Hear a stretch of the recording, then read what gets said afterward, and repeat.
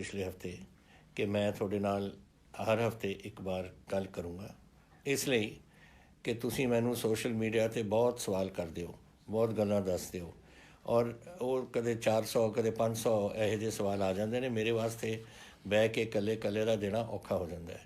तो मैं अपने दफ्तर ਨੂੰ ਕਿਹਾ ਸੀ कि ये सोशल मीडिया ਦੇ ਵਿੱਚੋਂ ਤੁਸੀਂ ਦੇਖੋ ਜਿਹੜੇ किसी मुद्दे ते ज़्यादा तो ज़्यादा सवाल होण ਉਹ मुद्दे ਤੁਸੀਂ ਮੈਨੂੰ लिस्ट कर ਦਿਓ ਤੇ मैं ਉਹਦਾ जवाब दे दिया करांगा एक बार हफ्ते 'ਚ। तो पहली गल तो थोड़े ਜਿਹੜੇ बार आउंदी है गल कि सानू कोविड के बारे दसो कि की अपना हो रहा है, की कैसे चल रहा पंजाब दे विच। तुहानू पता है ये शुरुआत हुई सी जदों साडे NRI बाहरों आए से, उत्थों पहला नवा शहर दे विच फिर हुशियारपुर दे विच, उस तो बाद फिर ये हुई सी जब काबू आ गया सी कुछ हद तक। फिर साडे जिहड़े आए से इत्थों नंदेड़ साहब तो उत्थों जदों कोई तकरीबन 4200 तो बंदे उत्थों आए से, 3000 तो उपर आए से राजस्थान जिहड़े साडे बंदे गए से उत्थे सरों वड्ढण वास्ते, और कुछ आए से इधरले पासियों अपने कोटा तो जो उत्थे अपने कोर्स वगैरह कर रहे से, उत्थों आगे से कोई 17-18 बंदे जिहड़े एज पॉजिटिव निकले। ਇਹਦੇ ਵਿੱਚੋਂ ਇਹ 4200 कुछ चों जिहड़े नंदेड़ तो आए तो महाराष्ट्र तो आए से 1250 बंदे पॉजिटिव निकले, तकरीबन 25% जिन्हां दे विचों। हुण ये बहुत चीज़ महाराष्ट्र दे विच बहुत फैली हुई है, और कोई जद गया सी मत्था टेकन हजूर साहब, नंदेड़ शहर है बहुत बड़ा, ਉਹਦੇ ਵਿੱਚ ਗਿਆ होना है, तो ये चीज़ां उत्थे हो गई। लेकिन अज खुशी है मैनू कहते कि उस नूं असीं कंट्रोल च लिया, लोग असी क्वारंटीन किए, उन्होंने बड़ी टेस्टिंग की, उन्हों का इलाज वगैरह किया, और बहुत हद तक एक कंट्रोल च आया हुआ है इस वेले। साढ़े खुशी इस गल की है कि जेड़े मैं थोनू दसिया सी एक बार कि जेड़े जदों स्पाइक आई सी ना नंदेड़ तो महाराष्ट्र तो जेड़े लोग आए से, वो चलिया गया सी 905 तक जेड़े बंदे एकदम थोड़ी स्पाइक यही जी आई कि 905 के करीब पेशेंट थोड़े पॉजिटिव निकले उहदे च। हुण वो सारा कंट्रोल च आ गया। उन्हां विचों कई तो वापस उन्होंने इलाज होकर घर चले गए, थोड़े जे रह गए। अज मैं समा ਉਹਦੇ ਵਿੱਚੋਂ 17 ਬੰਦੇ ਸੇ ਕਪੂਰਥਲਾ ਰਾਣਾ ਗੁਰਜੀਤ ਜੀ ਨੇ ਉੱਥੋਂ ਉਹਨਾਂ ਨੂੰ ਹਸਪੀਟਲ ਤੋਂ ਲੈ ਕੇ ਉਹਨਾਂ ਨੂੰ ਵਿਦਾ ਆਪਣੇ ਪਿੰਡਾਂ ਨੂੰ ਕੀਤਾ, ਉਹ ਠੀਕ ਹੋ ਰਹੇ ਨੇ ਉੱਥੇ। ਅੱਜ ਜਿਹੜੇ ਸਾਡੇ ਰਿਕਾਰਡ 'ਚ ਆਉਂਦੇ ਡੇਲੀ ਉਹ ਇਹ ਹੈ ਕਿ 13 ਮਈ ਨੂੰ ਉਹ ਜਿਹੜੇ 900 ਦੇ ਕਰੀਬ ਸੀ ਉਹ 13-10 ਤੇ ਪਹੁੰਚ ਗਿਆ, 14 ਮਈ ਨੂੰ 11, ਅੱਜ 13, ਔਰ ਟੋਟਲ ਸਾਡਾ 1932 साढ़े कोविड शुरू तो ही जब तो शुरू होया 1932 बंदियां नूं होया सी, लेकिन हुण 10, 11, 13 इस लाइन ते चलदा है। और एक स्पाइक जदों आया सीगा जिहड़े महाराष्ट्र आए थे या राजस्थान तो आए से, उदों भी साडा 7, 8, 6 इस तरीके नाल चल रहा सी, हिंदुस्तान तो सब तो घट।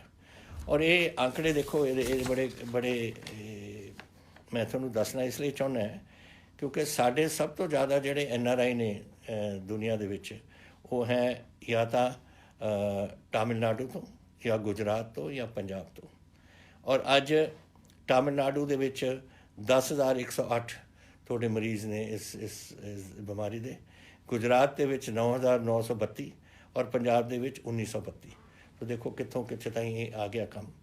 जिहड़े मौतां होईयां ने महाराष्ट्र अपने गुजरात दे विच 606, तमिलनाडु में 71 और अपने 32, आप 2% है वो करीब। और तीसरा जेड़ा डबलिंग होंदी है ना कि हर किन्ने दिनों बाद अगर अज 10 ने तो 20 कदों हो जाएंगे या 30 कदों या 20 तो फिर 40 कदों हो जाएंगे, वो पंजाब दे विच 44 दिनों बाद ये डबलिंग हो रही है, जिथे महाराष्ट्र में 11 दिनों बाद और तमिलनाडु में 9 दिनों बाद। तो गैप भी है, बीमारी भी असी काबू कर रहे हैं, और ये चीज़ां बड़ियां अहम होंदियां ने इस बीमारी दे विच। महाराष्ट्र देख लो कितनी बुरी तरह फंसिया हुआ इस काम 19,100 बंदियां नूं कोविड होया हुआ है और 1,066 दी मौतां होईयां ने। ये बड़ी सानू और 11 दिन च डबलिंग ये कर रहे हैं। तो साडा पंजाब दा ये आंकड़े बहुत सही आ रहे हैं इस वेले, लेकिन ये सारी थोड़ी मेहरबानी है। देखो असी तो कह सकते हैं, मैं थोनू बेनती कर सकता ਅੰਤ ਵਿੱਚ ਤਾਂ ਤੁਸੀਂ ਉਹ ਕਰਨਾ ਹੈ। ਤੁਸੀਂ ਉਹ ਜਿਹੜੀਆਂ ਚੀਜ਼ਾਂ ਅਸੀਂ ਦੱਸੀਆਂ ਨੇ ਤੁਹਾਨੂੰ ਕਿ ਸੋਸ਼ਲ ਡਿਸਟੈਂਸਿੰਗ ਰੱਖੋ, ਹੱਥ ਧੋਵੋ ਵਗੈਰਾ, ਜੋ ਡਾਕਟਰ ਕਰਦੇ ਨੇ ਤੁਸੀਂ ਕਰ ਰਹੇ ਹੋ, ਤਾਂ ਹੀ ਆਹ ਕੰਮ ਐਸੇ ਬਣ ਰਿਹਾ। ਔਰ ਇਸ ਕਰਕੇ ਮੈਂ ਸੋਚਿਆ ਕਿ ਕਈ ਚੀਜ਼ਾਂ ਆਪਾਂ ਨੂੰ ਕਰਨੀਆਂ ਚਾਹੀਦੀਆਂ ਨੇ, ਜੋ ਮੈਂ ਥੋੜ੍ਹੀ ਦੇਰ ਬਾਅਦ ਤੁਹਾਨੂੰ ਦੱਸੂਗਾ। ਲੇਕਿਨ ਇਹ ਕੁਛ ਹੋਰ ਇਹਦੇ ਥੋੜ੍ਹੇ ਸਵਾਲ ਸੇ, ਜੈਸੇ 50,000 ਬੰਦੇ ਅੱਜ ਸਾਨੂੰ ਪੰਜਾਬ ਛੱਡ ਕੇ ਬਿਹਾਰ ਤੋਂ, ਝਾਰਖੰਡ ਤੋਂ, ਯੂਪੀ ਤੋਂ ਵਾਪਸ ਆਪਣੇ ਘਰਾਂ 'ਚ ਜਾਂ ਉੱਤਰਾਖੰਡ ਤੋਂ ਜਾਣਾ ਚਾਹੁੰਦੇ ਨੇ, ਉੜੀਸਾ ਤੋਂ ਵੀ ਆਏ ਹੋਏ ਨੇ। ਅਤੇ ਮੈਂ ਉਹਨਾਂ ਨੂੰ ਅਸੀਂ ਉਹਨਾਂ ਦੀ ਟ੍ਰੇਨਾਂ ਕਰ ਰਹੇ ਹਾਂ। ਅੱਜ ਦੇ ਦਿਨ ਤਕਰੀਬਨ ਹੋ ਗਈਆਂ ਨੇ 130 ਟ੍ਰੇਨਾਂ ਆਪਣੀਆਂ ਜਾ ਚੁੱਕੀਆਂ ਨੇ। ਉਹਨੂੰ ਲਿਜਾ ਕੇ 17 ਤੋਂ 18 ਟ੍ਰੇਨਾਂ ਅਸੀਂ ਡੇਲੀ ਭੇਜ ਰਹੇ ਹਾਂ। ਔਰ ਇਸ ਵੇਲੇ 84 ਟ੍ਰੇਨਾਂ ਯੂਪੀ ਜਾ ਚੁੱਕੀਆਂ ਔਰ 32 ਟ੍ਰੇਨਾਂ ਬਿਹਾਰ ਜਾ ਚੁੱਕੀਆਂ ਨੇ, ਜੋ ਅਸੀਂ ਪੰਜਾਬ ਦੇ ਲੋਕ ਅਸੀਂ ਇਹਦਾ ਪੇਮੈਂਟ ਕਰ ਰਹੇ ਹਾਂ ਤਾਂ ਕਿ ਉਹਨਾਂ ਨੂੰ ਅਸੀਂ ਘਰ ਪਹੁੰਚਾ ਸਕੀਏ। ਉਹਨਾਂ ਨੇ ਸੇਵਾ ਕੀਤੀ ਆਪਣੇ ਸੂਬੇ ਦੀ ਔਰ ਸਾਡੀ ਡਿਊਟੀ ਬਣਦੀ ਹੈ। ਇਸੀ ਹਾਲ ਨਾਲ ਸਾਡੇ ਪੰਜਾਬੀ ਜਿਹੜੇ ਬਾਹਰ ਬੈਠੇ ਨੇ, 60,000 ਪੰਜਾਬੀ ਹਿੰਦੁਸਤਾਨ ਦੇ ਹੋਰ ਸੂਬਿਆਂ 'ਚੋਂ ਵਾਪਸ ਆਉਣਾ ਚਾਹੁੰਦੇ ਆ ਔਰ ਡਿਊਟੀ ਬਣਦੀ ਆ ਉਹ ਸੂਬਿਆਂ ਦੀ ਭੇਜਣ ਨੂੰ। ਲੇਕਿਨ ਅਗਰ ਉਹ ਨਹੀਂ ਭੇਜਣਗੇ ਤਾਂ ਅਸੀਂ ਉਹਨਾਂ ਨੂੰ ਲੈ ਕੇ ਆਵਾਂਗੇ। ਸਾਡੇ ਪੰਜਾਬੀ ਨੇ ਅਤੇ ਅਸੀਂ ਉਹਨਾਂ ਨੂੰ ਉੱਥੇ ਨਹੀਂ ਛੱਡਾਂਗੇ ਅਗਰ ਆਉਣਾ ਚਾਹੁੰਦੇ ਨੇ। ਅੱਜ ਤੁਸੀਂ ਇੱਕ ਸਵਾਲ ਮੈਨੂੰ ਇਹ ਵੀ ਕੀਤਾ ਸੀ ਕਿ ਬਾਹਰੋਂ ਅਸੀਂ ਆਉਣਾ ਚਾਹੁੰਦੇ ਹਾਂ। ਗਵਰਨਮੈਂਟ ਆਫ ਇੰਡੀਆ ਇਹਦੇ ਜਹਾਜ਼ ਕਈ ਜਹਾਜ਼ ਬੁਕਿੰਗ ਕੀਤੀ ਹੈ ਉਹਨਾਂ ਨੇ। 174 ਤਾਂ ਪਹਿਲਾਂ ਜਹਾਜ਼ ਕੀਤੇ ਨੇ, ਹੁਣ ਹੋਰ ਕਰਨ ਲੱਗੇ ਨੇ। ਔਰ ਜਿੱਥੇ ਵੀ ਸਾਡੇ ਹਿੰਦੁਸਤਾਨੀ ਬੈਠੇ ਨੇ ਔਰ ਆਉਣਾ ਚਾਹੁੰਦੇ ਨੇ, ਔਰ ਤੁਸੀਂ ਪੰਜਾਬੀਓ ਜਿਹੜੇ ਬਾਹਰ ਬੈਠੇ ਹੋ ਔਰ ਆਉਣਾ ਚਾਹੁੰਦੇ ਹੋ, ਆਪਣੇ ਕੌਂਸਲ ਜਨਰਲ ਨੂੰ ਤੁਸੀਂ ਜਾ ਕੇ ਦੱਸੋ ਕੌਂਸੂਲੇਟ ਵਿੱਚ ਕਿ ਤੁਸੀਂ ਆਉਣਾ ਚਾਹੁੰਦੇ ਹੋ, ਨਾਮ ਨੋਟ ਕਰਾ ਲਓ ਤਾਂ ਕਿ ਤੁਸੀਂ ਵੀ ਉਸ ਜਹਾਜ਼ ਦੇ ਵਿੱਚ, ਅਸੀਂ ਉਹਨਾਂ ਨੂੰ ਦੱਸਾਂਗੇ, ਤੁਸੀਂ ਵੀ ਉਹ ਜਹਾਜ਼ ਦੇ ਵਿੱਚ ਆ ਸਕੋ ਵਾਪਸ। ਤਾਂ ਇਹ ਹੈ, ਜਦ ਆਓਗੇ ਤੁਸੀਂ ਪੁੱਛ ਰਹੇ ਹੋ ਮੈਨੂੰ ਤਾਂ ਸਾਡਾ ਕੁਆਰੰਟੀਨ ਹੋਏਗਾ, ਤੁਹਾਡਾ ਟੈਸਟਿੰਗ ਹੋਏਗੀ ਤੁਹਾਡੀ, ਔਰ ਕੁਆਰੰਟੀਨ 14 ਦਿਨ ਦੀ। ਅਗਰ ਤਾਂ ਤੁਸੀਂ ਪੋਜ਼ੀਟਿਵ ਹੋ ਫਿਰ ਤਾਂ ਤੁਹਾਨੂੰ ਜਾਣਾ ਪਵੇਗਾ ਇਨਟੂ ਹੌਸਪੀਟਲ, ਜਿੱਥੇ ਤੁਹਾਡੇ ਆਪਣਾ ਇਲਾਜ ਕਰਾਉਣਾ ਔਰ ਤੁਸੀਂ ਇਲਾਜ ਤੋਂ ਬਾਅਦ ਆਪਣੇ ਘਰ ਜਾ ਸਕੋਗੇ। ਜਿਨ੍ਹਾਂ ਨੂੰ ਸਿਰਫ ਏਸਿਮਟੋਮੈਟਿਕ ਹੋ ਜਾਂ ਕੁਝ ਬਿਮਾਰੀ ਨਹੀਂ ਹੈ, ਉਹਨਾਂ ਨੂੰ ਅਸੀਂ ਘਰ ਭੇਜ ਦਾਂਗੇ ਕੁਆਰੰਟੀਨ ਵਾਸਤੇ। ਤੁਸੀਂ ਘਰਾਂ 'ਚ ਬੈਠੋ ਔਰ ਤੁਹਾਨੂੰ 14 ਦਿਨ ਉੱਥੇ ਬਿਤਾਉਣੇ ਪੈਣਗੇ। ਫਿਰ ਤੁਹਾਡਾ ਟੈਸਟ ਹੋਊ, ਅਗਰ ਤੁਸੀਂ ਠੀਕ ਹੋ ਫਿਰ ਤੁਸੀਂ ਆਪਣੀ ਇਹ ਕੁਆਰੰਟੀਨ ਦਾ ਕੰਮ ਤੁਹਾਡਾ ਬੰਦ ਹੋ ਜਾਊਗਾ। ਇਹ ਗੱਲਾਂ ਤੁਸੀਂ ਮੈਨੂੰ ਇਹ ਪੁੱਛੀਆਂ ਨੇ ਕੋਵਿਡ ਦੇ ਬਾਰੇ, ਇਹ ਮੈਂ ਤੁਹਾਨੂੰ ਦੱਸਿਆ। ਬਾਹਰੋਂ ਇਸ ਵੇਲੇ ਜੈਸੇ ਮੈਂ ਤੁਹਾਨੂੰ ਦੱਸਿਆ 60,000 ਦਾ ਕਰੀਬ ਪੰਜਾਬੀ ਬਾਹਰੋਂ ਹਿੰਦੁਸਤਾਨ ਦੇ ਸੂਬਿਆਂ ਤੋਂ ਆਉਣਾ ਚਾਹੁੰਦੇ। ਲੇਕਿਨ ਇਹ 60 ਤਾਂ ਬਹੁਤ ਅੱਗੇ ਵੱਧ ਸਕਦਾ ਹੈ। ਇਹ ਤਾਂ ਸਿਰਫ ਸਾਡੇ ਵੈਬਸਾਈਟ 'ਤੇ ਆਇਆ ਔਰ ਵੈਬਸਾਈਟ ਤੋਂ ਇਲਾਵਾ ਕਈਆਂ ਨੂੰ ਤਾਂ ਪਤਾ ਵੀ ਨਹੀਂ ਹੋਣਾ ਕਿ ਸਾਡਾ ਵੈਬਸਾਈਟ ਕੀ ਹੈ ਕਿਤੇ ਨਹੀਂ। ਜਿਹੜੇ ਕੋਈ ਰਹਿ ਜਾਂਦੇ ਹੋ ਤੁਸੀਂ, ਅਗਰ ਤੁਸੀਂ ਆਉਣਾ ਚਾਹੁੰਦੇ ਹੋ ਸਾਨੂੰ ਦੱਸ ਦਿਓ, ਅਸੀਂ ਤੁਹਾਨੂੰ ਲਿਆਵਾਂਗੇ। ਔਰ ਜਿਹੜੇ ਵਿਦੇਸ਼ਾਂ ਤੋਂ ਆ ਰਹੇ ਨੇ, ਜੋ ਸਾਨੂੰ ਖਬਰ ਆਈ ਹੈ ਐਕਸਟਰਨਲ ਅਫੇਅਰਸ ਮਿਨਿਸਟਰੀ ਤੋਂ ਕਿ ਤਕਰੀਬਨ 20,000 ਦੇ ਕਰੀਬ ਆਪਣੇ ਪੰਜਾਬੀ ਇੱਥੇ ਵਾਪਸ ਆਉਣਾ ਚਾਹੁੰਦੇ ਨੇ। ਤਾਂ ਜੈਸੇ ਮੈਂ ਤੁਹਾਨੂੰ ਦੱਸਿਆ ਆਪਣੇ ਕੌਂਸੂਲੇਟਾਂ ਨੂੰ ਆਪਣਾ ਨਾਂ ਪਹੁੰਚਾਓ ਜ਼ਰੂਰ। ਸਕੂਲਾਂ ਦੇ ਬਾਰੇ ਦੇਖੋ, ਇਹ ਸਕੂਲਾਂ ਦੇ ਵਿੱਚ ਇਹ ਬਿਮਾਰੀਆਂ ਫੈਲ ਸਕਦੀਆਂ ਨੇ, ਵਾਇਰਲ ਹੁੰਦੀਆਂ ਨੇ, ਕਈ ਚੀਜ਼ਾਂ ਹੁੰਦੀਆਂ ਨੇ। ਦੇਖੋ ਆਪਣੇ ਚਿਕਨ ਪੌਕਸ ਹੁੰਦੀ ਹੈ, ਮੰਪਸ ਹੁੰਦੇ ਨੇ, ਇੱਕ ਬੱਚੇ ਤੋਂ ਦੂਜੇ ਬੱਚੇ, ਤੀਜੇ ਬੱਚੇ, ਚੌਥੇ ਬੱਚੇ ਤੱਕ ਜਾ ਸਕਦੀਆਂ ਨੇ। ਔਰ ਤਾਂ ਹੀ ਉਹ ਸਕੂਲਾਂ ਵਿੱਚ ਵੀ ਕੋਈ ਹੋ ਜਾਏ, ਜੋ ਬੋਰਡਿੰਗ ਸਕੂਲ ਨੇ ਉੱਥੇ ਕੁਆਰੰਟੀਨ ਦੇ ਵਿੱਚ ਪਾ ਦਿੰਦੇ ਨੇ, ਨਹੀਂ ਕਹਿੰਦੇ ਨੇ ਘਰਾਂ ਜਾ ਕੇ ਤੁਸੀਂ ਆਪਣੀ ਕੁਆਰੰਟੀਨ 'ਚ ਰਹੋ। ਇਹੀ ਤਰੀਕਾ ਹੈ ਵਾਇਰਸ ਨੂੰ ਕੰਟਰੋਲ ਕਰਨ ਦਾ, ਇੱਕੋ ਹੀ ਤਰੀਕਾ ਹੈ। ਅਤੇ ਸੋਸ਼ਲ ਡਿਸਟੈਂਸਿੰਗ ਰੱਖੋ, ਬੱਚਿਆਂ ਨੂੰ ਇਕੱਠੇ ਨਾ ਹੋਣ ਦਿਓ। ਹੁਣ ਇਕੱਠੇ ਤਾਂ ਸਕੂਲਾਂ ਦੇ ਵਿੱਚ ਕੈਸੇ ਰੋਕੋਗੇ ਤੁਸੀਂ? ਬੈਂਚ 'ਤੇ ਬਹਿੰਦੇ ਨੇ ਜਾਂ ਖੇਡਦੇ ਨੇ ਜਾਂ ਕੁਛ, ਇੱਕ ਦੂਜੇ ਦੇ ਨਾਲ ਤਾਂ ਮਿਲਣਗੇ ਹੀ। ਕੋਈ ਫੁੱਟਬਾਲ ਖੇਡਦਾ ਹੈ, ਕੋਈ ਕੁਛ ਹੋਰ ਚੀਜ਼ ਖੇਡਦੇ, ਤੁਸੀਂ ਰੋਕ ਨਹੀਂ ਸਕਣਾ ਇਸ ਨੂੰ। ਲੇਕਿਨ ਅਸੀਂ ਸਕੂਲਾਂ ਨੂੰ ਇਹ ਜ਼ਰੂਰ ਕਿਹਾ ਕਿ ਇਹਦੇ ਦੌਰਾਨ ਕੋਈ ਇਨਕਰੀਜ਼ ਨਹੀਂ ਹੋਏਗੀ ਉਹਨਾਂ ਦੀ ਫੀਸ ਦੀ। ਇਸ ਸਾਲ ਮੈਂ ਇਹਨਾਂ ਨੂੰ ਭੇਜ ਚੁੱਕਿਆ ਆਰਡਰ ਕਿ ਕੋਈ ਤੁਸੀਂ ਜਿਹੜਾ 8% ਅਸੀਂ ਇਨਕਰੀਜ਼ ਅਲਾਉ ਕਰ ਦਿੰਦੇ ਹਾਂ ਆਪਣੇ ਪ੍ਰਾਈਵੇਟ ਸਕੂਲਸ ਨੂੰ ਕਿ ਤੁਸੀਂ 8% ਤਾਈਂ ਆਪਣਾ ਵਧਾ ਸਕਦੇ ਹੋ ਆਪਣੀ ਫੀਸ, ਉਹ ਨਹੀਂ ਹੋਣਗੀਆਂ ਇਸ ਸਾਲ। ਪਹਿਲੀ ਗੱਲ ਤਾਂ ਇਹ ਹੈ। ਦੂਸਰਾ, ਔਨਲਾਈਨ ਐਜੂਕੇਸ਼ਨ ਰੱਖਣ, ਕਿਉਂਕਿ ਸਾਨੂੰ ਨਹੀਂ ਪਤਾ। ਅੱਜ ਮੈਨੂੰ ਤੁਸੀਂ ਪੁੱਛੋ ਕਿ ਕਿੰਨੀ ਦੇਰ ਕੋਵਿਡ ਚੱਲੇਗਾ, ਉਹ ਵੀ ਸਵਾਲ ਹੈ ਇੱਕ ਤੁਹਾਡਾ। ਮੈਂ ਕੈਸੇ ਦੱਸਾਂ ਤੁਹਾਨੂੰ ਕਿ ਦੁਨੀਆ 'ਚ ਨਹੀਂ ਪਤਾ ਕੈਸੇ ਚੱਲ ਰਿਹਾ। Nobody knows. ਇਹ ਬਿਮਾਰੀ ਇਹੋ ਜਿਹੀ ਹੈ ਜਿਹੜੀ ਚਾਈਨਾ ਤੋਂ ਸ਼ੁਰੂ ਹੋਈ ਔਰ ਚਾਈਨਾ 'ਚ ਫਿਰ ਵਾਪਸ ਪਹੁੰਚ ਗਈ। ਅਮਰੀਕਾ ਦਾ ਦੇਖੋ ਕੀ ਹਾਲ ਹੈ, ਲੱਖਾਂ ਦੇ ਕਰੀਬ ਉੱਥੇ ਲੋਕ ਬਿਮਾਰ ਹੋ ਗਏ ਔਰ ਪਤਾ ਨਹੀਂ 70-80 ਹਜ਼ਾਰ ਦੇ ਕਰੀਬ ਤਾਂ ਮਰ ਗਏ ਨੇ ਉੱਥੇ। ਇਹ ਸਾਰੇ ਕਿਤੇ ਦੁਨੀਆ ਚੱਲ ਰਹੀ ਹੈ ਤਾਂ ਕੋਈ ਕੰਟਰੋਲ ਨਹੀਂ। ਨਾ ਸਾਨੂੰ ਪਤਾ ਹੈ ਬਿਮਾਰੀ ਬਾਰੇ, ਨਾ ਡਾਕਟਰਾਂ ਨੂੰ, ਸਾਇੰਟਿਸਟ ਨੂੰ, ਕਿਸੇ ਨੂੰ ਪਤਾ ਇਸ ਦੇ ਬਾਰੇ। ਤਾਂ ਇਹ ਕਰਕੇ ਸਕੂਲ ਸਾਨੂੰ ਬੰਦ ਰੱਖਣੇ ਪੈਣਗੇ ਜਦ ਤਾਈਂ ਕੁਛ ਇਹਦੀ ਜਾਣਕਾਰੀ ਨਹੀਂ ਹੁੰਦੀ। ਔਰ ਇਹ ਨਹੀਂ ਪਤਾ ਲੱਗਦਾ ਕਿ ਇਹਦਾ ਅਸੀਂ कैसे ਇਲਾਜ ਇਹਦਾ ਕਰਾਂਗੇ। ਸੋ ਇਹ ਤੁਹਾਨੂੰ ਇਹ ਤੁਹਾਨੂੰ ਔਖੀ ਘੜੀ ਤੁਹਾਨੂੰ ਕੱਟਣੀ ਪਊ। ਮੈਂ ਜਾਣਦਾ ਬੱਚਿਆਂ ਦੀ ਜਿਹੜੀ ਪੜ੍ਹਾਈ ਹੈ ਉਹ ਨਹੀਂ ਹੋਣੀ, ਲੇਕਿਨ ਔਨਲਾਈਨ ਤੁਸੀਂ ਅਗਰ ਜਿਹੜੇ ਸਕੂਲ ਕਰ ਸਕਦੇ ਨੇ ਤੁਸੀਂ ਕਰੋ। ਉਹਦੇ ਵਾਸਤੇ ਔਨਲਾਈਨ ਵਾਸਤੇ ਤਾਂ ਵੱਖ ਗੱਲ ਹੈ, ਲੇਕਿਨ ਹੋਰ ਕੋਈ ਬਿੱਲ ਨਹੀਂ ਤੁਸੀਂ ਲਾਉਣੇ। ਜੈਸੇ ਬਿਲਡਿੰਗ ਚਾਰਜਸ ਹੁੰਦੇ ਨੇ, ਟਰਾਂਸਪੋਰਟੇਸ਼ਨ ਚਾਰਜਸ, ਮੀਲ ਚਾਰਜਸ ਵਗੈਰਾ ਇਹ ਨਹੀਂ ਲੱਗਣਗੇ। ਅਗਰ ਤੁਸੀਂ ਔਨਲਾਈਨ ਦੀ ਸਿਖਲਾਈ ਹੈ ਉਹਦਾ ਜਿਹੜਾ ਕੁਝ ਤੁਹਾਡਾ ਖਰਚਾ ਹੁੰਦਾ ਉਹ ਤੁਸੀਂ ਬੇਸ਼ੱਕ ਚਾਰਜ ਕਰ ਸਕਦੇ ਹੋ। ਤੋ ਇਹ ਗੱਲਾਂ ਅਸੀਂ ਕਈ ਚੀਜ਼ਾਂ ਇਹ ਪ੍ਰਾਈਵੇਟ ਸਕੂਲਸ ਨੂੰ ਲਿਖ ਕੇ ਭੇਜੀਆਂ ਨੇ, ਅਖਬਾਰ 'ਚ ਆ ਜਾਣਗੀਆਂ। ਔਰ ਮੈਂ ਆਸ ਕਰਦਾ ਕਿ ਤੁਸੀਂ ਆਪਣੇ ਬੱਚਿਆਂ ਨੂੰ ਪੜ੍ਹਾਓ ਜ਼ਰੂਰ। ਔਰ ਜੈਸੇ ਹੀ ਸਾਨੂੰ ਪਤਾ ਲੱਗਦਾ ਹੈ ਕਿ ਇਹ ਕੰਮ ਹੁਣ ਦਬਣ ਲੱਗ ਗਿਆ ਔਰ ਕੋਈ ਇਹਦਾ ਕੋਈ ਇਲਾਜ ਮਿਲ ਰਿਹਾ ਤਾਂ ਅਸੀਂ ਸਕੂਲ ਖੋਲ੍ਹ ਸਕਾਂਗੇ। ਇਹ ਤੁਹਾਡੇ ਬੱਚਿਆਂ ਦੀ ਬਿਹਤਰੀ ਵਾਸਤੇ ਹੈ, ਤੁਹਾਡੇ ਪਰਿਵਾਰ ਦੀ ਔਰ ਤੁਹਾਡੇ ਬੱਚਿਆਂ ਦੀ ਸਿਹਤ ਵਾਸਤੇ ਹੈ। And I am not willing to take risk. ਮੈਂ ਰਿਸਕ ਨਹੀਂ ਲਊਂਗਾ ਕਿ ਤੁਹਾਡੇ ਬੱਚਿਆਂ ਨੂੰ ਮੈਂ ਇੱਥੇ ਇਹੋ ਜਿਹੀ ਚੀਜ਼ 'ਚ ਫਸਾਵਾਂ ਜਿੱਥੇ ਉਹਨਾਂ ਨੂੰ ਬਿਮਾਰੀਆਂ ਹੋਣ ਜਿਹਦੇ ਤੋਂ ਸ਼ਾਇਦ ਨਿਕਲ ਨਾ ਸਕਣ। ਤੋ ਇਹ ਜ਼ਰੂਰੀ ਹੈ, ਮੇਰੀ ਜ਼ਿੰਮੇਵਾਰੀ ਹੈ ਔਰ ਮੈਂ ਆਸ ਕਰਦਾ ਕਿ ਤੁਸੀਂ ਇਸ ਜ਼ਿੰਮੇਵਾਰੀ ਦਾ ਮੇਰਾ ਸਾਥ ਦਿਓਗੇ। ਖੁਸ਼ੀਆਂ ਇਸ ਗੱਲ ਦੀਆਂ ਜ਼ਰੂਰ ਨੇ ਕਿ ਜੈਸੇ ਤੁਸੀਂ ਮੈਨੂੰ ਇਹ ਵੀ ਪੁੱਛਿਆ ਸੀ ਫਸਲ ਦੇ ਬਾਰੇ ਕਿ ਤੁਸੀਂ ਹੁਣ ਸਾਉਣੀ ਆ ਰਹੀ ਹੈ, ਸਾਉਣੀ ਦੀ ਆਪਾਂ ਫਸਲ ਕੀ ਕਰਾਂਗੇ। ਪਹਿਲਾ ਗੱਲ ਤਾਂ ਇਹ ਹੈ ਵਧਾਈ ਤੁਹਾਨੂੰ ਕਿ 123 ਲੱਖ ਟਨ ਆਪਣੀ ਕਣਕ ਆ ਚੁੱਕੀ ਹੈ ਔਰ ਦਿਨ ਪਰ ਦਿਨ 1 ਲੱਖ ਸਵਾ ਲੱਖ ਡੇਲੀ ਆ ਰਹੀ ਹੈ। ਦੇਖਦੇ ਹਾਂ ਕਿੱਥੇ ਤਾਈਂ ਪਹੁੰਚਦੀ ਹੈ, ਲੇਕਿਨ ਇਹ ਕਿਸਾਨਾਂ ਦੀ ਹਿੰਮਤ ਹੈ, ਤੁਹਾਡੇ ਸਾਰਿਆਂ ਦੀ ਹਿੰਮਤ ਹੈ ਜਿਨ੍ਹਾਂ ਦੇ ਕਰਕੇ ਹੋਇਆ।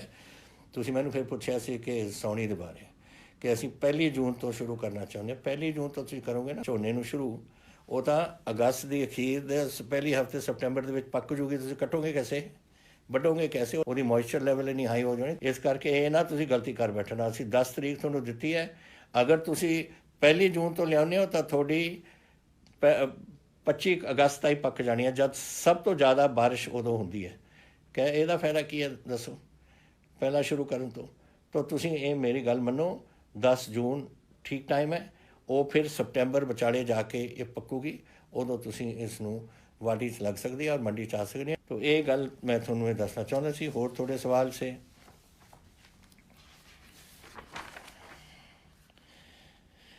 ਸਰਕਾਰ ਗਵਰਨਮੈਂਟ ਆਫ ਇੰਡੀਆ ਨੂੰ ਫਲਾਈਟਾਂ ਅਤੇ ਟ੍ਰੇਨ ਲਾਉਣੇ ਚਾਹੀਦੇ ਨੇ, ਮੈਂ ਸਮਝਦਾ ਲਾਉਣੇ ਚਾਹੀਦੇ ਨੇ। ਔਰ ਫਲਾਈਟਾਂ ਤਾਂ ਜੈਸੇ ਮੈਂ ਤੁਹਾਨੂੰ ਕਿਹਾ ਲੋਕਾਂ ਨੂੰ ਲੈ ਕੇ ਆ ਰਹੇ ਨੇ ਬਾਹਰੋਂ, ਔਰ ਟ੍ਰੇਨਾਂ ਤਾਂ ਹੁਣ ਚੱਲ ਹੀ ਰਹੀਆਂ ਨੇ। ਅਸੀਂ ਜਿਹੜੇ ਆਪਣੇ ਬੰਦੇ ਜਾ ਰਹੇ ਨੇ ਤਾਂ ਇਸ ਤੋਂ ਬਾਅਦ ਜਦੋਂ ਬੰਦਿਆਂ ਨੂੰ ਪਹੁੰਚਾ ਦੇਣ ਆਪਣੇ ਆਪਣੇ ਸੂਬਿਆਂ ਦੇ ਵਿੱਚ, ਉਸ ਤੋਂ ਬਾਅਦ ਇਹਨਾਂ ਨੂੰ ਚਾਲੂ ਕਰਨਾ ਚਾਹੀਦਾ। ਮੈਂ ਇਹਦੇ ਸਹਿਮਤ ਹਾਂ।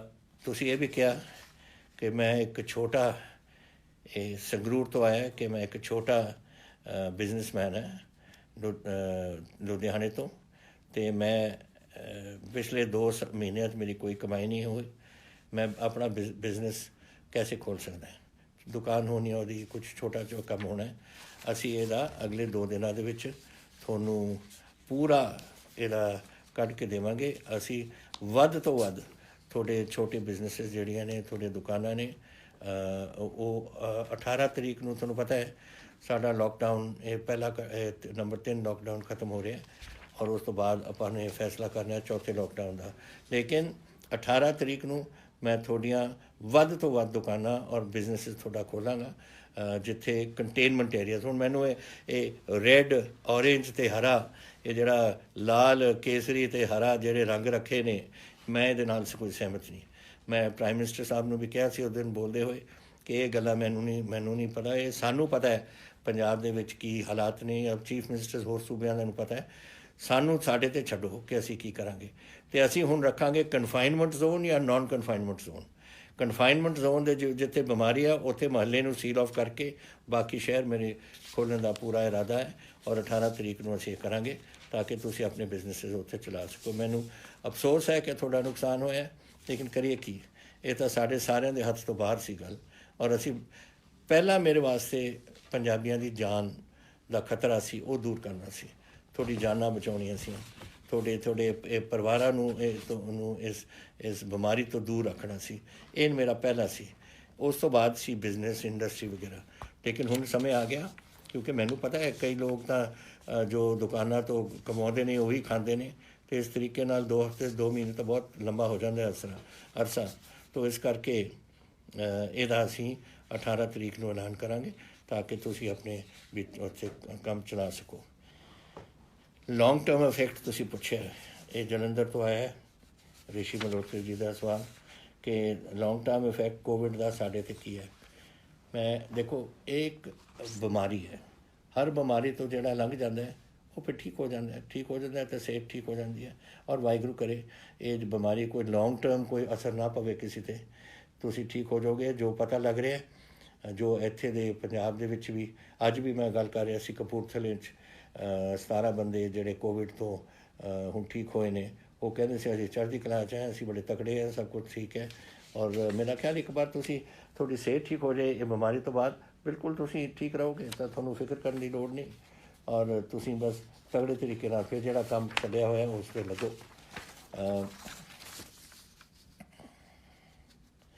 ਇੰਡਸਟਰੀਅਲਿਸਟ ਦਾ ਇੱਕ ਹੋਰ ਆਇਆ ਕਿ we are not getting chance to open factories ਥੋੜ੍ਹੀਆਂ ਖੁਲਾਤੀਆਂ ਵੱਡੀਆਂ, ਜਿਹੜੀਆਂ ਜਿਹੜੇ ਨੌਨ ਰੈੱਡ ਜ਼ੋਨ ਜਿਹੜਾ ਕੰਟੇਨਮੈਂਟ ਜ਼ੋਨ ਦੇ ਵਿੱਚੋਂ ਉਹ ਤਾਂ ਖੁੱਲ੍ਹ ਗਈਆਂ ਨੇ।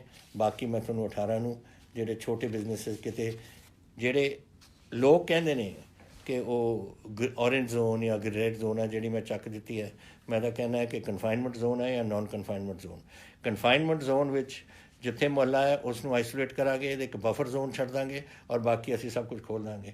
ਤਾਂ ਔਰ ਇਹੀ ਮੈਂ ਪ੍ਰਾਈਮ ਮਿਨਿਸਟਰ ਸਾਹਿਬ ਨੂੰ ਕਿਹਾ ਸੀ ਕਿ ਤੁਸੀਂ ਇਸ ਕੰਮ ਦਾ ਸਾਨੂੰ ਛੁੱਟ ਦਿਓ ਤਾਂ ਕਿ ਸਾਨੂੰ ਪਤਾ ਹੈ ਸਾਡੇ ਵਿੱਚ ਕੈਸੇ ਆ, ਸਾਡੀ ਡਿਪਟੀ ਕਮਿਸ਼ਨਰ ਸਾਡੀ ਐਡਮਿਨਿਸਟ੍ਰੇਸ਼ਨ ਆਪ ਹੀ ਸਾਂਭ ਲੂਗੀ ਇਸ ਨੂੰ, ਇਹ ਵਾਰੀ ਕਰਨ ਦੀ ਲੋੜ ਨਹੀਂ। ਲੇਕਿਨ ਮੈਂ ਚਾਹੁੰਦਾ ਕਿ ਜ਼ਿਆਦਾ ਤੋਂ ਜ਼ਿਆਦਾ ਸਾਡੀ ਕਾਮਰਸ ਵਧੇ, ਸਾਡੀ ਬਿਜ਼ਨਸ ਵਧੇ, ਸਾਡੀ ਇੰਡਸਟਰੀ ਵਧੇ ਔਰ ਸਾਡੇ ਲੋਕਾਂ ਦੀ ਨੌਕਰੀਆਂ ਵਧਣ ਔਰ ਤੁਹਾਡੇ ਆਮਦਨ ਦੇ ਸਾਧਨ ਬਣਨ। ਇਹ ਹੁਣ ਉਸ ਕੰਮ 'ਤੇ ਆ ਗਏ ਅਸੀਂ ਔਰ ਉਸ ਕੰਮ 'ਤੇ ਅਸੀਂ ਪੂਰਾ ਜ਼ੋਰ ਤੁਹਾਡੇ ਨਾਲ ਲੱਗਣਾ ਹੈ। ਜਿਹੜੀ ਤੁਸੀਂ ਦੋ ਗੱਲਾਂ ਕਹੀਆਂ ਸੀਆਂ ਇੰਡਸਟਰੀ ਵਾਸਤੇ ਸਟੀਮੂਲਸ ਜਾਂ ਹੈਲਪ EMI ਵਗੈਰਾ, ਇਹ ਗਵਰਨਮੈਂਟ ਆਫ ਇੰਡੀਆ ਦੇ ਹੱਥ ਵਿੱਚ ਹੈ। ਅਸੀਂ ਇਹਦੇ ਬਾਰੇ 26 ਮਾਰਚ ਨੂੰ ਮੈਂ ਇੱਕ ਚਿੱਠੀ ਲਿਖ ਚੁੱਕੇ ਹਾਂ ਪ੍ਰਾਈਮ ਮਿਨਿਸਟਰ ਨੂੰ ਔਰ ਮੈਂ ਉਸ ਨੂੰ ਫੋਲੋ ਅਪ ਕਰਾਂਗਾ ਕਿ ਜਿਹੜੇ ਹੁਣ ਤੁਸੀਂ ਐਲਾਨ ਕਰ ਰਹੇ ਹੋ ਯਾਨੀ ਕਿ 20 ਲੱਖ ਕਰੋੜ ਅਸੀਂ ਪੂਰੇ ਹਿੰਦੁਸਤਾਨ ਦੇਣਾ, ਉਹ ਉਹਨਾਂ ਕੀ ਦੇਣਾ ਹੈ, ਕੈਸੇ ਦੇਣਾ ਹੈ, ਕੀ ਕੁਝ ਕਰਨਾ ਹੈ, ਉਹ ਅਸੀਂ ਲਿਖ ਰਹੇ ਹਾਂ ਲੈਟਰ। ਇੱਕ ਮੈਂ 20 ਮਾਰਚ ਨੂੰ ਇਸ ਤੋਂ ਬਹੁਤ ਪਹਿਲਾਂ ਇੱਕ ਮੈਂ ਲੈਟਰ ਲਿਖ ਚੁੱਕਿਆ ਸੀ ਜੋ ਮੈਂ ਠੀਕ ਸਮਝਦਾ ਸੀ ਕਿ ਗੱਲਾਂ ਹੋਣੀਆਂ ਚਾਹੀਦੀਆਂ ਨੇ। ਹੁਣ ਇਹਨਾਂ ਦੀ ਅਨਾਊਂਸਮੈਂਟ ਤੋਂ ਬਾਅਦ, ਦਿੱਲੀ ਦੀ ਅਨਾਊਂਸਮੈਂਟ ਤੋਂ ਬਾਅਦ ਮੈਂ ਉਹ ਗੱਲਾਂ ਨੂੰ ਇੱਕ ਅਮਲੀ ਜਾਮਾ ਬਣਾ ਕੇ ਇਹ ਮੈਂ ਲਿਖਣਾ ਚਾਹੁੰਦਾ ਹਾਂ ਦੁਬਾਰਾ ਕਿ ਫਲਾਣੀ 1 2 3 4 ਇਹ ਪੁਆਇੰਟਸ ਬਣਾ ਕੇ ਕਿ ਇਹਨਾਂ ਦੇ ਵਿੱਚ ਤੁਸੀਂ ਸਾਡੀ ਇਸ ਤਰੀਕੇ ਨਾਲ ਹੈਲਪ ਕਰ ਸਕਦੇ ਹੋ ਜੋ ਤੁਸੀਂ ਐਲਾਨ ਕੀਤਾ ਹੈ। ਆਈ ਐਗਰੀ ਵਿਥ ਯੂ, ਜਿਹੜੀ ਤੁਸੀਂ ਗੱਲ ਕਹੀ ਹੈ ਕਿ ਐਡੀਸ਼ਨਲ ਫਸਲ ਦਾਣਾ ਵਗੈਰਾ ਖਾਣਾ ਵਗੈਰਾ ਦੇਣਾ ਚਾਹੀਦਾ ਹੈ ਗਰੀਬਾਂ ਵਾਸਤੇ ਔਰ ਤੁਹਾਨੂੰ ਇਹ ਬੁਰਾ ਲੱਗਦਾ ਹੈ, ਬੁਰਾ ਤਾਂ ਮੈਨੂੰ ਵੀ ਲੱਗਦਾ ਹੈ। ਲੇਕਿਨ ਜਿਹੜਾ ਬੰਦਾ ਆਪਣੇ ਬੱਚੇ ਨੂੰ ਰੋਟੀ ਨਹੀਂ ਖਵਾ ਸਕਦਾ ਉਹ ਫਿਰ ਸਾਡੀ ਡਿਊਟੀ ਬਣ ਜਾਂਦੀ ਹੈ। ਤੁਹਾਨੂੰ ਪਤਾ ਕਿੰਨਾ ਅਸੀਂ ਦੇ ਚੁੱਕੇ ਹਾਂ ਇਸ ਵੇਲੇ, 1 ਕਰੋੜ ਪੈਕੇਟ ਅਸੀਂ ਦੇ ਚੁੱਕੇ ਹਾਂ, 3 ਕਰੋੜ ਦੀ ਆਪਣੀ ਆਬਾਦੀ ਹੈ। ਲੇਕਿਨ ਹਾਲੇ ਵੀ ਲੋਕਾਂ ਨੂੰ ਪੂਰੀ ਰੋਟੀ ਨਹੀਂ ਮਿਲ ਰਹੀ ਕਿਉਂਕਿ ਇਹ ਜਿਹੜੇ ਮਾਈਗਰੈਂਟ ਲੇਬਰ ਹੈ ਜਾਂ ਆਪਣੀ ਲੇਬਰ ਹੈ ਜਾਂ BPL ਸਾਡੀ ਫੈਮਿਲੀਜ਼ ਨੇ। ਹੁਣ ਮਾਈਗਰੈਂਟ ਲੇਬਰ ਤਾਂ 13 ਲੱਖ ਬੈਠੀ ਹੈ, ਉਹ ਜਦੋਂ ਉਹਨਾਂ ਨੂੰ ਕੋਈ ਨੌਕਰੀ ਨਾ ਮਿਲੇ ਤਾਂ ਫਿਰ ਉਹ ਵਿਚਾਰੇ ਰੋਟੀ ਖਾਣਗੇ ਕਿੱਥੋਂ, ਤਾਂ ਦਿਹਾੜੀਦਾਰ ਨੇ ਸਾਰੇ। ਇਸ ਕਰਕੇ ਸਾਨੂੰ ਰੋਟੀ ਦੇਣੀ ਪੈ ਰਹੀ ਔਰ ਚੱਲ ਰਹੀ ਹੈ ਇਸ ਵੇਲੇ, ਬੰਦ ਨਹੀਂ ਹੋ ਰਹੀ, ਅਸੀਂ ਬੰਦ ਨਹੀਂ ਕਰਾਂਗੇ।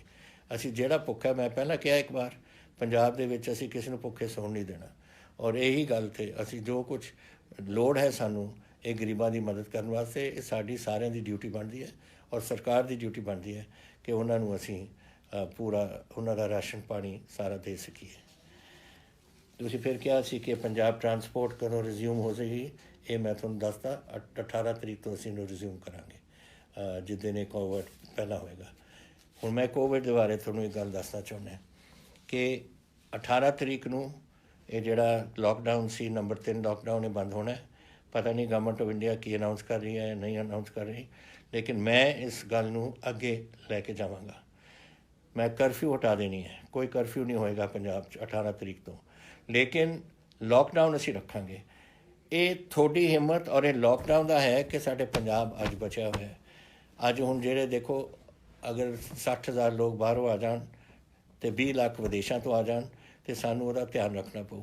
ਅਸੀਂ ਉਹਨਾਂ ਨੂੰ ਕੁਆਰੰਟੀਨ 'ਚ ਪਾਵਾਂਗੇ ਸਾਰਿਆਂ ਨੂੰ, ਲੇਕਿਨ ਫਿਰ ਵੀ ਕੁਝ ਘੁੰਮਦੇ ਨੇ, ਉਦੋਂ ਜਦ ਅਸੀਂ ਆਉਂਦੇ ਨੇ ਉਦੋਂ ਤਾਂ ਲੱਗਦੇ ਨੇ ਪੋਜ਼ੀਟਿਵ, ਹਫ਼ਤੇ ਬਾਅਦ 10 ਦਿਨ ਬਾਅਦ ਫਿਰ ਉਹਨਾਂ ਨੂੰ ਕੋਈ ਬਿਮਾਰੀ ਲੱਗ ਜਾਂਦੀ ਕਿਉਂਕਿ ਬਿਮਾਰੀ 5ਵੇਂ ਔਰ 7ਵੇਂ ਦਿਨ ਦੇ ਦਰਮਿਆਨ ਇਹ ਦਿਖਦੀ ਹੈ। ਜਿਹਨੂੰ ਲੱਗ ਜਾਂਦੀ ਹੈ ਪਹਿਲੇ ਦਿਨ ਤਾਂ ਠੀਕ ਹੁੰਦਾ, ਤਾਂ ਜਦ ਪਾਲਮ ਆ ਜਾਏ ਉਦੋਂ ਤਾਂ ਠੀਕ ਲੱਗਦਾ ਹੈ, ਉਦੋਂ ਟੈਸਟ ਵੀ ਕਲੀਅਰ ਹੋਣਗੇ, ਲੇਕਿਨ ਹਫ਼ਤੇ 10 ਦਿਨ ਬਾਅਦ ਫਿਰ ਹੋ ਸਕਦਾ ਫਿਰ ਕੀ ਕਰਾਂਗੇ।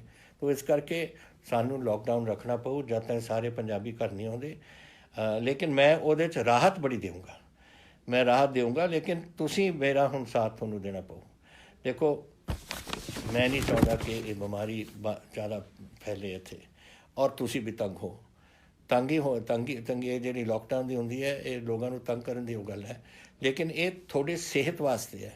ਔਰ ਤੁਸੀਂ ਮੇਰਾ ਸਾਥ ਦਿੱਤਾ, ਮੈਂ ਤੁਹਾਨੂੰ ਬੇਨਤੀ ਕੀਤੀ ਸੀ ਔਰ 2 ਮਹੀਨੇ ਤੁਸੀਂ ਮੇਰਾ ਸਾਥ ਦੇ ਕੇ ਆਪਾਂ ਪੰਜਾਬ ਬਚਾ ਲਿਆ। ਹੁਣ ਮੇਰੀ ਇੱਕ ਤੁਹਾਨੂੰ ਬੇਨਤੀ ਹੋ ਰਿਹਾ ਕਿ ਮੈਂ 31 ਮਈ ਤਾਈਂ ਇਸ ਨੂੰ ਫਿਰ ਲੈ ਕੇ ਜਾਊਂਗਾ, ਬੜੀ ਰਾਹਤ ਮਿਲੇਗੀ ਉਹਦੇ 'ਚ, ਲੇਕਿਨ ਤੁਸੀਂ ਮੇਰਾ ਸਾਥ ਦੇਣਾ ਤਾਂ ਕਿ ਇਹ ਹੋਰ ਫੈਲੇ ਨਾ। ਇਹ ਜਿਹੜੇ ਲੋਕ ਆਉਣਗੇ 60,000 ਇੱਕ ਔਰ 20,000 ਹੋਰ 80,000 ਹੋਰ ਲੋਕ ਪੰਜਾਬ ਦੇ ਵਿੱਚ ਆਉਣਗੇ, ਅਗਰ ਇਹ ਲਿਆਉਣਗੇ ਇਸ ਨੇ ਥੋੜ੍ਹਾ ਕੰਟਰੋਲ ਆਪਾਂ ਨੂੰ ਰੱਖਣਾ ਪਊ। ਔਰ ਵਾਹਿਗੁਰੂ ਕਰੇ 31 ਮਾਰਚ ਤਾਈਂ ਆਪਾਂ ਨੂੰ ਫਿਰ ਅੱਗੇ ਜਾਣ ਦੀ ਲੋੜ ਨਾ ਪਵੇ, ਅਗਰ ਆਪਾਂ ਕੰਟਰੋਲ ਕਰ ਸਕੀਏ। ਔਰ ਕੰਟਰੋਲ ਕਰਨਾ ਔਰ ਇਹਦਾ ਸੰਭਾਲ ਕਰਨੀ ਇਹ ਤੁਹਾਡੇ ਹੱਥ ਦੇ ਵਿੱਚ ਹੈ। ਤਾਂ ਮੈਂ ਆਸ ਕਰਦਾ ਕਿ ਤੁਸੀਂ ਮੇਰੀ ਗੱਲ ਫੇਰ ਮੰਨੋਗੇ ਇੱਕ ਵਾਰ, ਔਰ ਆਪਾਂ ਆਪਣੇ ਪੰਜਾਬ ਨੂੰ ਇਸ ਬਿਮਾਰੀ ਤੋਂ ਕੱਢੀਏ ਔਰ ਆਪਾਂ ਉਸ ਨੂੰ ਬਚਾਈਏ। ਇੱਕ ਸਵਾਲ ਤੁਸੀਂ ਕੀਤਾ ਸੀ ਕਿ ਗਵਰਨਮੈਂਟ ਦੇ ਵਿੱਚ ਤੁਸੀਂ ਰਿਕਰੂਟਮੈਂਟ ਕਰੋਗੇ ਜਾਂ ਨਹੀਂ। ਇਹ ਤੁਹਾਨੂੰ ਪਤਾ ਹੈ ਕਿ ਅਸੀਂ ਆਪਣੇ ਪਿਛਲੇ ਬਜਟ ਸੈਸ਼ਨ ਦੇ ਦੌਰਾਨ ਐਲਾਨ ਕੀਤਾ ਸੀ ਕਿ ਅਸੀਂ 1 ਲੱਖ ਨੌਕਰੀਆਂ ਇਹਦੇ ਵਿੱਚ ਇਸ ਸਾਲ ਦੇ ਵਿੱਚ ਕਰਾਂਗੇ।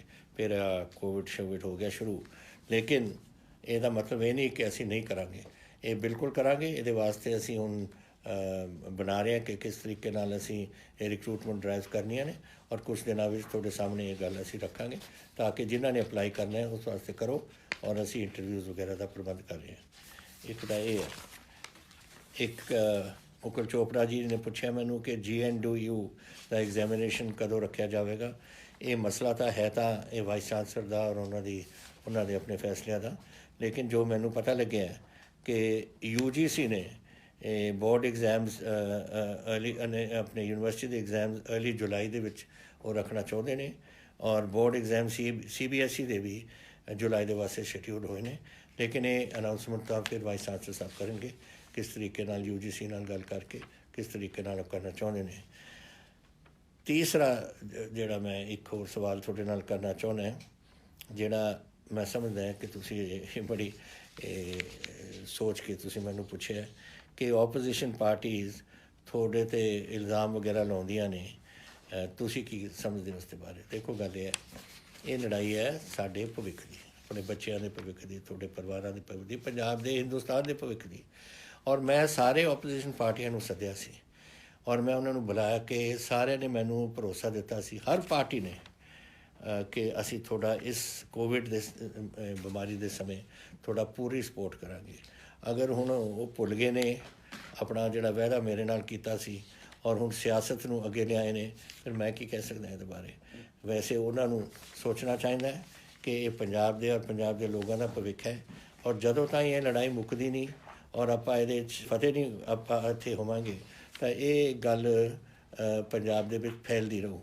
ਔਰ ਇਸ ਕਰਕੇ ਸਾਡਾ ਸਾਥ ਹੋਣਾ ਚਾਹੀਦਾ ਸੀ ਉਹਨਾਂ ਦਾ। ਔਰ ਮੈਂ ਅੱਜ ਵੀ ਆਸ ਕਰਦਾ ਕਿ ਜਿਹੜਾ ਭਰੋਸਾ ਉਹਨਾਂ ਨੇ ਮੈਨੂੰ ਦਿੱਤਾ ਹੈ ਉਹ ਇਸ ਕੋਵਿਡ ਤੋਂ ਇਲਾਵਾ ਜੋ ਮਰਜ਼ੀ ਕਰੋ ਸਿਆਸਤ, ਲੇਕਿਨ ਕੋਵਿਡ ਵਿੱਚ ਸਾਡਾ ਸਾਥ ਦਿਓ ਤਾਂ ਕਿ ਆਪਾਂ ਪੰਜਾਬ ਨੂੰ ਔਰ ਪੰਜਾਬੀਆਂ ਨੂੰ ਇਸ ਔਰ ਆਪਣੇ ਬੱਚਿਆਂ ਨੂੰ ਇਸ ਤੋਂ ਬਚਾ ਸਕੀਏ। ਮੈਨੂੰ ਇੱਕ ਮਹਿੰਦਰਪਾਲ ਜੀ ਨੇ ਜਲੰਧਰ ਤੋਂ ਲਿਖੀ ਹੈ ਚਿੱਠੀ ਕਿ ਉਹ ਇੱਕ ਪਾਸ ਲੈਣਾ ਚਾਹੁੰਦੇ ਸੀ, ਉਹਨਾਂ ਨੂੰ ਪਾਸ ਨਹੀਂ ਮਿਲਦਾ। ਇਹ ਮੈਨੂੰ ਹੈਰਾਨੀ ਲੱਗਦੀ ਹੈ ਇਸ ਗੱਲ ਦੀ, ਕਿਉਂਕਿ ਡਿਪਟੀ ਕਮਿਸ਼ਨਰਸ ਔਰ SSPs ਨੂੰ ਦੱਸਿਆ ਗਿਆ ਕਿ ਜੋ ਆਪਣੇ ਪਾਸ ਲੈ ਕੇ ਕੁਛ ਖਾਸ ਜ਼ਰੂਰੀ ਕੰਮ ਕਰਨਾ ਚਾਹੁੰਦੇ ਉਹਨਾਂ ਨੂੰ ਦਿੱਤਾ ਜਾਵੇ। ਅਤੇ ਮੈਂ DC ਜਲੰਧਰ ਨੂੰ ਅੱਜ ਇਨਫੋਰਮ ਕਰਦੇ ਹਾਂ ਮਹਿੰਦਰਪਾਲ ਜੀ ਕਿ ਤੁਹਾਨੂੰ ਇਹ ਪ੍ਰੋਬਲਮ ਨਾ ਹੋਵੇ ਔਰ ਇਹ ਤੁਹਾਨੂੰ ਪਾਸ ਇੱਕਦਮ ਦਿੱਤਾ ਜਾਵੇ ਤਾਂ ਕਿ ਤੁਸੀਂ ਆਪਣੇ ਫੈਮਿਲੀ ਨੂੰ ਜਲੰਧਰ ਤੋਂ ਬਠਿੰਡੇ ਪਹੁੰਚਾ ਸਕੋ। ਔਰ ਬਾਕੀ ਡਿਪਟੀ ਕਮਿਸ਼ਨਰ ਵੀ ਦੱਸ ਰਹੇ ਕਿ ਜੋ ਇਹ ਜੀ ਕੋਈ ਹੁੰਦੇ ਨੇ ਮੰਗਾਂ ਹੁੰਦੀਆਂ ਨੇ ਇਹਨਾਂ ਨੂੰ ਪੂਰੀਆਂ ਕਰਨੀਆਂ ਚਾਹੀਦੀਆਂ ਨੇ, ਉਹ ਅੱਜ ਮੈਂ ਉਹਨਾਂ ਨੂੰ ਇਹ ਭੇਜ ਰਿਹਾ। ਔਰ ਅਖੀਰ ਵਿੱਚ ਇੱਕੋ ਹੀ ਗੱਲ ਰਹਿ ਗਈ ਕਰਨ ਨੂੰ, ਔਰ ਉਹ ਹੈ ਤੁਹਾਡਾ ਧੰਨਵਾਦ ਕਰਨਾ। ਦੇਖੋ ਜਿਸ ਤਰੀਕੇ ਨਾਲ ਤੁਸੀਂ CM ਰਿਲੀਫ ਫੰਡ ਵਾਸਤੇ ਪੈਸੇ ਭੇਜੇ ਨੇ, ਮੈਂ ਆਸ ਨਹੀਂ ਕਰਦਾ ਸੀ ਕਿ ਇਸ ਤਰੀਕੇ ਨਾਲ ਪੈਸੇ ਪਹੁੰਚਣਗੇ। ਬਹੁਤ ਪੈਸੇ ਪਹੁੰਚੇ ਨੇ। ਉਹਦੀ ਪਹਿਲੀ ਪੇਮੈਂਟ ਸ਼ਾਇਦ ਤੁਹਾਨੂੰ ਪਤਾ ਲੱਗਿਆ ਹੋਣਾ ਕਿ ਅਸੀਂ ਕੀਤੀ ਸੀ, ਜਿਹੜੇ 2 ਸਾਡੇ ਮੁਲਾਜ਼ਮ ਇਸ ਉਹਨਾਂ ਦੀ ਮੌਤਾਂ ਹੋ ਗਈਆਂ। ਇੱਕ ਤਾਂ DSP ਸੀਗੇ ਲੁਧਿਆਣੇ ਤੋਂ, ਔਰ ਦੂਸਰੇ ਸੇ ਰੈਵਨਿਊ ਮਹਿਕਮੇ ਤੋਂ ਇੱਕ ਕਾਨੂੰਗੋ ਸੇ, ਉਹਨਾਂ ਦੋਨਾਂ ਨੂੰ ਅਸੀਂ ਇਹਦੀ ਜੋ ਦੇਣਾ ਸੀਗਾ ਉਹਨਾਂ ਨੂੰ ਰਿਲੀਫ ਵਗੈਰਾ ਉਹਨਾਂ ਦੇ ਪਰਿਵਾਰਾਂ ਨੂੰ ਅਸੀਂ ਦਿੱਤੀ ਹੈ। ਔਰ ਸਾਡੇ ਕੋਲ ਬਹੁਤ ਪੈਸੇ ਪਏ ਨੇ ਇਸ ਵੇਲੇ, ਕੋਈ ਇਹਦੀ ਤੰਗੀ ਨਹੀਂ, ਕੋਈ ਪ੍ਰੋਬਲਮ ਨਹੀਂ ਸਾਨੂੰ ਆਉਣੀ। ਲੇਕਿਨ ਧੰਨਵਾਦ ਤੁਹਾਡਾ, ਕਿਉਂਕਿ ਤੁਸੀਂ ਅਮਾਊਂਟਸ ਕੋਈ ਵੀ ਹੋਵੇ, ਤੁਸੀਂ ਆਪਣੇ ਦਿਲੋਂ ਆਪਣੇ ਪਿਆਰ ਨਾਲ ਇਹ ਭੇਜਿਆ ਆਪਣੇ ਪੰਜਾਬ ਵਾਸਤੇ, ਤਾਂ ਮੈਂ ਦਿਲੋਂ ਤੁਹਾਡਾ ਸਾਰਾ ਸ਼ੁਕਰਗੁਜ਼ਾਰ ਹਾਂ। ਅਤੇ ਮੇਰੇ ਵੀਰੋ ਭੈਣੋ, ਕੋਈ ਇਹੋ ਜਿਹੇ ਸਵਾਲ ਹੋਣ, ਕੋਈ ਗੱਲਾਂ ਹੋਣ ਜੋ ਤੁਹਾਡੇ ਮਨ 'ਚ ਨੇ, ਜੋ ਤੁਸੀਂ ਮੈਨੂੰ ਪੁੱਛਣਾ ਚਾਹੁੰਦੇ ਹੋ, ਮੈਂ ਤੁਹਾਨੂੰ ਦੱਸਿਆ ਹਰ ਹਫ਼ਤੇ ਮੈਂ ਇੱਕ ਦਿਨ ਇਹ ਤੁਹਾਡੇ ਨਾਲ ਇਹ ਗੱਲ ਕਰਿਆ ਕਰਾਂਗਾ। ਜ਼ਰੂਰ ਮੈਨੂੰ ਲਿਖ ਕੇ ਭੇਜੋ ਔਰ ਮੈਂ ਕੋਸ਼ਿਸ਼ ਕਰੂੰਗਾ ਕਿ ਸਾਰੀਆਂ ਗੱਲਾਂ ਦਾ ਤੁਹਾਨੂੰ ਜਵਾਬ ਦੇਵਾਂ। ਬਹੁਤ ਧੰਨਵਾਦ ਤੁਹਾਡਾ ਸਾਰਿਆਂ ਦਾ।